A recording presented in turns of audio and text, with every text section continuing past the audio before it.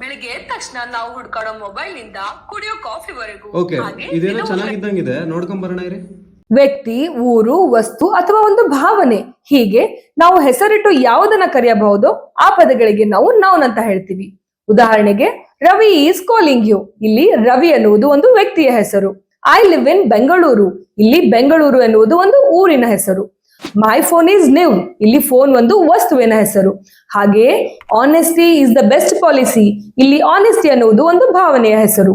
So ನೆನಪಿಡಿ, ಹೆಸರಿಟ್ಟು ಕರೆಯಲ್ಪಡುವ ಎಲ್ಲಾ ಪದಗಳು ನೌನ್ಸ್ ಅಂತ ಹೇಳ್ಕೊತವೆ. ನೌನ್ ಅಲ್ಲಿ 5 ವಿಧಗಳು. ಅವು ಹೀಗಿರ್ತವೆ. ಪ್ರಾಪರ್ ನೌನ್ ಅಂದ್ರೆ ವ್ಯಕ್ತಿ, ವಸ್ತು, ಊರುಗಳ ಹೆಸರುಗಳು. For example, Sangeetha, Bengaluru, Karnataka. Common noun ಅಂದ್ರೆ ಸಾಮಾನ್ಯ ಹೆಸರುಗಳು. For example, boy, girl, city, book, pen. Collective noun ಗುಂಪಿಗೆ ಇಡುವಂತ ಹೆಸರುಗಳು. For example, crowd, flock, class, bowl. Material noun ಲೋಹಗಳು ಮತ್ತು ಸರಿ, ಸರಕುಗಳು. ಇಲ್ಲಿಗೆ ನಿಲ್ಸೋಣ. ಏನಕ್ಕಂದ್ರೆ ನಮ್ಮ ಒಂದು ಗ್ಯಾಂಡಿವ್ ಆಪ್ ಅಲ್ಲಿ ನಿಮಗೆ ಇಷ್ಟೆಲ್ಲ ವಿಡಿಯೋಸ್ ಸಿಗುತ್ತೆ. ಅದು ಕೂಡ ಜಸ್ಟ್ ₹2 ಇಂದ ನೀವು ಎನ್ರೋಲ್ ಮಾಡ್ಕೊಂಡ್ರೆ ನಿಮಗೆ ಕಂಪ್ಲೀಟ್ ಇಂಗ್ಲಿಷ್ ಕಲಿಯೋ ಕಂಪ್ಲೀಟ್ ಸ್ಕಿಲ್ಸ್ ನ ಎಲ್ಲ ಅವ್ರು ಹೇಳ್ಕೊಡ್ತಾರೆ. ಸೊ ಇಷ್ಟೆಲ್ಲ ಆಪರ್ಚುನಿಟಿನ ಮಿಸ್ ಮಾಡ್ಕೋಬಾರ್ದು ಅಂದ್ರೆ ಕೆಳಗಡೆ ಕಾಣ್ತಾ ಇರೋ ಡೌನ್ಲೋಡ್ ಬಟನ್ ಮೇಲೆ ಕ್ಲಿಕ್ ಮಾಡಿ ಡೌನ್ಲೋಡ್ ಮಾಡ್ಕೊಳ್ಳಿ.